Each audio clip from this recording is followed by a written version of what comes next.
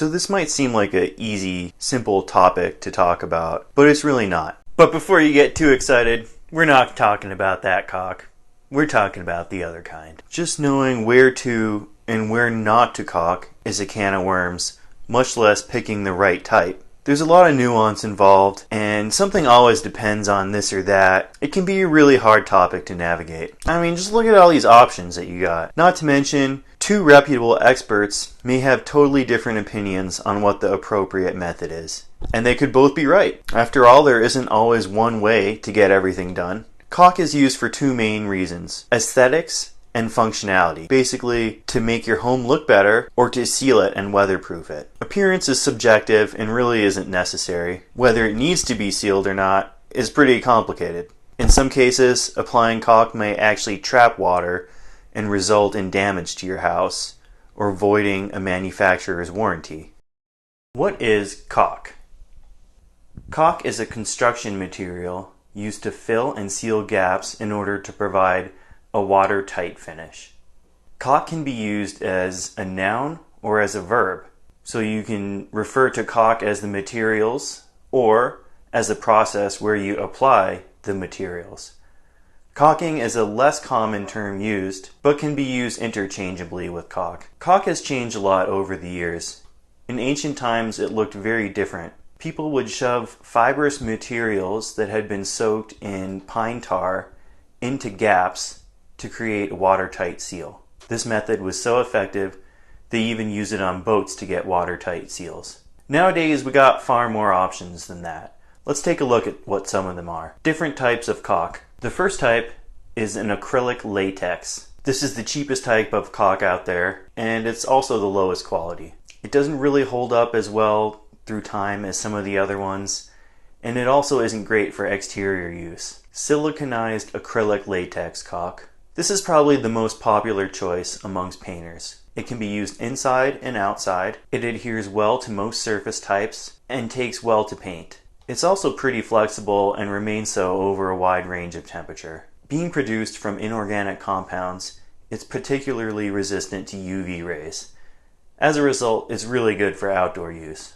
One of its limitations is it's not the best at bonding with wood. Fortunately, there's urethanized caulk. Those are really good for sealing wood. Most require 7 days to fully cure before becoming paintable. That's why most professional painters don't use it. Another downside is that it can be toxic. Be careful making sure not to get any on your skin or eyes, and also don't apply it near any air vents or areas that are exposed to high temperatures. Urethanized caulk starts to break down once it reaches a temperature of 200 degrees Fahrenheit. And the fumes released while breaking down are extremely toxic. So two of the biggest upsides to using urethanized caulk are the fact that it's very flexible, which helps it to withstand extremely hot or cold temperatures, and that it's able to seal relatively large gaps compared to siliconized caulk. They do have a pretty long lifespan, but being produced from organic compounds, they have the tendency to break down when exposed to UV radiation, otherwise known as sunlight. Something else to think about is that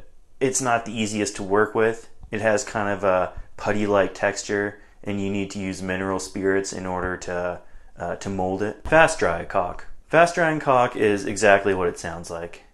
It dries really quick so that you can paint over it in roughly 40 minutes. That's really important for a lot of professional painters or even DIYers who aren't looking to extend their project to the next day. Different lifetimes. So if you take a walk down the caulk aisle at any of your hardware stores, you're going to see there's a ton of different types. And one of the big differences is that there's different lifetimes on them, or there's different warranty periods on them. 15, 25, 35, 45, 55, lifetime warranty. So the first thing to know about that is even though they have different warranty periods, this usually does not apply to their shelf life. Most caulks have a 1-year shelf life. You can check this simply by feeling the tube, giving it a squeeze. If it's flexible, it's probably okay. If it's rock solid, then it's definitely expired. You can even do a more practical test if you squeeze a little out of the tube and wait 20 minutes, come back, and check to see if a little skin is formed on the surface. In terms of the warranty periods, I don't actually think that they're as accurate as they're labeled. I don't think a 15-year warranty is going to last exactly 15 years and a 25 will last exactly 25, but I do think they're good general measures for how long each one will last. Generally, silicone helps with longevity, especially with regards to caulk being used in exterior settings. Since I've never actually confronted a company about a lifetime warranty on anything that hasn't worked out, I decided to talk to Chris, who's our production manager. He's done this on a handful of occasions with regards to different lifetime warranties on paints, and every time he reached out to the manufacturers, they insist that the problem has to do with application and therefore the warranty is void. And so that had me thinking about some stuff that I read with some of the manufacturers' warranty claims on the different caulks. Lifetime year mold-free protection warranty. Cured sealant is resistant to stain causing mold and mildew. Regular cleaning of the cured sealant is required. However, as soap or other residue can cause secondary mold and mildew growth. Do not touch for 24 hours. What? Does that even make sense? It looks like they forgot something. Regular cleaning is required. However, cleaning could cause mold or mildew on a product that's supposed to be a lifetime year mold-free. What is a lifetime year? This statement basically says you're damned if you do and you're damned if you don't, as far as I'm concerned. Long story short, don't read too much into the warranties. Use them as a general guideline, but don't expect them to last that exact period of time. Ultimately, the biggest elements that will wear down your caulk over time are extreme temperatures and UV radiation. And this is particularly so in areas that see both extremes. Is your caulk constantly contrasting and contracting? That's going to wear it down over time. Since I haven't had the chance to observe any of these products in action for 25, 35, or 50 years, let me know if you have any really strong thoughts on this matter. I'd love to hear it. Clear, white, and colored caulking. Caulk comes in a few standard colors, mostly neutral, like whites, browns, grays, and black. That being said, there's all sorts of products out there like this one. You can mix in some paint and it will apparently give you that exact color. I've never used this product, but it does have some pretty good reviews, even though it's pretty expensive. I looked at some of the use cases and it looked like they were a pretty close match, but not perfect. So if you're a perfectionist, this item might not be for you. Also, a lot of siding companies work with caulk companies to produce matching colors. So if you're putting up something on your house like LP Smart Siding, then you'll definitely be able to find a color matching caulk with that. So you won't even have to paint it afterwards. Pure silicone. Pure silicone is a great sealant for certain things, but you can't paint over it. It'll simply bead up and fleck off. It is really good because it's mold and mildew resistant, and it creates a watertight bond. It is really good for sealing around tubs, sinks, and showers because it creates a completely watertight bond. It's very strong and it's mold and mildew resistant. Where should you use caulk? In general, you should caulk around any gaps, cracks, or holes on the exterior of your house, as long as they don't serve a practical purpose, like air ventilation or water drainage. Another reason that you wouldn't want to caulk a surface is when it's there to allow for movement between different construction materials. But I'll get into that more later. Between brick and trim. This is a question we've been trying to get a definitive answer on for a while now. Some experts say yes, and some say no. I even tried contacting a couple of local architectural firms and managed to get a hold of a couple of them, and they said it wasn't really anything in their wheelhouse. They said it had more to do with aesthetics than functionality, but we know that's not true. Point being is it's really hard to know for sure what the right answer is here. So if you feel like you have the right answer and you have a reliable source, please drop it in the comments below. So long story short is, unless you have a really strong reason, a functional reason to caulk these gaps, then just leave them be. Take a look at my house, which was painted a few years ago, just before I moved in. None of the gaps between brick and trim have been caulked. This home was built in 1968, so over 50 years ago, and things are looking pretty good. Granted, I bet their garage door was replaced at least once during that time frame. Otherwise, everything else seems like it's in its original form and looks pretty decent. Between trim and siding. That depends on two things. Does the trim sit on top of the siding? If so, there's no need to caulk that because that will impede water drainage. Does it sit flush with the trim? Then yes, you're going to want to caulk in between siding and the trim. Between Z-flashing above a window. No. There seems to be a little bit of confusion about this online, but most people are saying you shouldn't use caulk with Z trim. And that's absolutely correct. Take a look at the directions. I can almost guarantee that they're going to say don't use caulk with that. Reason being is that those products are designed to funnel water out and away from the house and down. If you use caulk on it, then you're going to trap water in certain areas, and that's going to cause mold and mildew and rotting away of inner materials in your house. Stain jobs. You can stain caulk, but it's quite difficult to match the color of stain that you've applied to your wood. And for a lot of people, the difference is so small that it's not going to matter.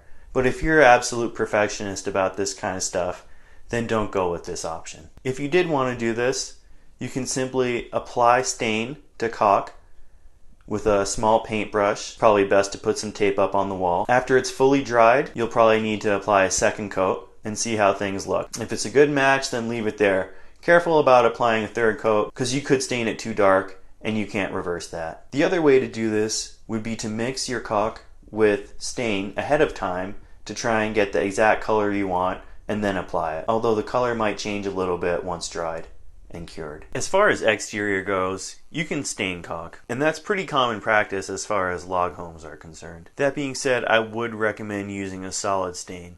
The whole point of transparent or semi-transparent stains is to bring out the wood grain underneath it. So if you did that, the caulk would be very visible underneath. Another option to get that perfect color is to find some different colored caulks and mix them together, blend them like a putty, and then when you have that perfect color, apply it. Where siding boards meet. Generally, you don't want a caulk where siding boards meet, although the best thing is to check the manufacturer's instructions. In some cases, you could actually void the manufacturer's warranty by applying caulk there. My advice would just be follow the directions as provided. Over nail heads. Yes, it's a good idea to fill nail heads, although I would use wood putty instead of caulk. If you do want to use caulk, I would recommend using a siliconized caulk because that will hold well over time with the weather and constant exposure to UV rays. Like I just said though, the better option would be to use wood putty and not wood filler, because wood filler will not age well with time, especially outside. It'll start to crack and chip and fall out.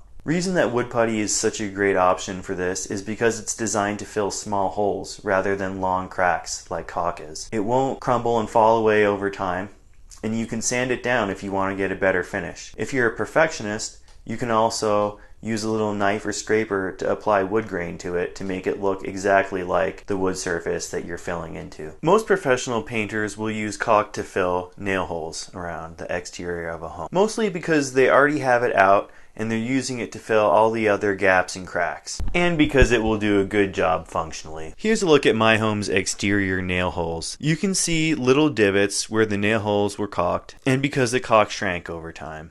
This wouldn't have happened with wood putty, but to be honest, I really don't care. That being said, it might be worth considering if you're a professional and you're trying to get that perfect finish for a high-end client. Along a tape line, otherwise known as tape caulking. Tape caulking is a method that's used to prevent paint from seeping under tape. After you put your tape down, simply apply a very small bead of caulk over the edge you're going to be painting. Smooth it out with your finger and paint over it. It's a great way to get perfect, sharp, crisp looking lines. I put a link in the description below where Chris does a great job explaining this process. What should you not do with caulk? You can apply caulk over old caulk as long as it's not moldy or falling apart or severely damaged. Just keep in mind that once that bottom layer peels off, it doesn't matter how good a shape the top one is, it's not creating an effective seal. You should be careful when taking out old caulk. It can adhere to the surface that it's bonded to, so if you just go right into ripping it out, you could pull some of that wood veneer finish off of your siding. It's best to slice away at it first with a razor blade and a putty knife, and then once it's loosened up, you can go in and rip it out. When you're done with that, make sure you brush it off to get any debris loose and wipe it down with a damp rag. Bottom of siding boards, where they overlap. Don't apply caulk to the bottom of siding boards. That's where water is supposed to drain from. If you seal that off, water will get trapped and things will start to rot. Butt joints and nail heads on LP Smart siding. LP Smart siding is designed to cover nail heads with the lapping process. So if you're just painting and caulking as maintenance on your house, you probably won't even see nail heads. If you are installing, there's no need to caulk the nail heads because the lapping process protects them.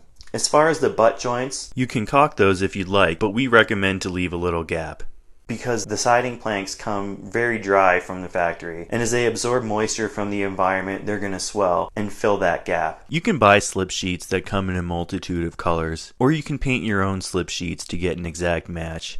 It's such a slender area that you'll be looking at. My advice is just to go with something that's a close color match rather than making your own. And you should really resist the urge to caulk that, because that will look bad down the road unless you've used color matching caulk. What happens when the boards start to swell up is it pushes the caulking out of the butt joints. So the top part that's been painted will look fine, but anything underneath that gets pushed out, you'll see the original color, and it will create little lines all up and down the butt joints of your house. Functionally, it works just fine. Aesthetically, it doesn't look great. So if you're a professional painter, make sure you let the homeowner know what the consequences of caulking these butt joints are. A lot of times they're going to push for it, but in the long run, it could cause you a warranty call. So make sure to have your butt covered when it comes to butt joints. Caulking tips. Where to cut the tube and what angle. When caulking a gap between trim and siding, cut the tip of the tube so that the bead is slightly wider than the gap you're filling. Cut it flat and apply at a perpendicular angle when possible. For all other applications, cut at a 45-degree angle, roughly a 1/4 inch down the tip of the tube. You can use the hole next to the handle to make the cut, and then the thin metal rod to poke a hole through the top of the caulk tube. If you don't do this and start to put pressure on the tube, you'll cause it to burst from the bottom. What type of caulk gun should you use? You should get a dripless caulk gun. Personally, I don't own one and it's a pain in the butt. And they're really not that much more, so I don't have an excuse. Basically, the dripless means as soon as you stop putting pressure on the handle, caulk stops excreting from the tube. In the version like I have, even when you pull your hand off, caulk continues to come out. So you need to find an area to rest the tube, and you end up wasting a lot, and it's just a little more difficult to use. When outside, how to keep the tip from drying. The best way to keep the tip of the caulk tube from drying out is to stick it in a bucket of water. This is good for short-term use. In terms of long-term storage, stick a long screw in and seal the top off with tape. Wiping. When trying to smooth over newly applied caulking, it's best just to use your finger. You can also put a glove on if you prefer not to get your hand dirty, and there are also specialized tools that are designed to smooth out freshly applied caulk. The wet towel comes in handy for wiping up messes. It's a pretty messy process, and even the pros get smears here and there. Shopping. Last but not least, don't spend too much time shopping for caulk. Go down that aisle and you're going to see tons and tons and tons of options. There are way too many options down that aisle. We've all seen it. Just pick a reputable brand. DAP is a great one, but there are plenty of others out there too. It's more important to think about all the things I talked about, like what material the caulk is made of, and where you're applying it to. Are you planning on painting over it? Make sure that it's labeled with all those important things that you're looking for. Do you want to use it outside? Get siliconized. Want to use it around a vent or something that heats up? Don't use urethanized. And most importantly, after all, since this is a painting channel, make sure that it says paintable. Thanks a lot for watching, everyone. If you enjoyed today's content, hit that like button, sub, and comment. Take it easy.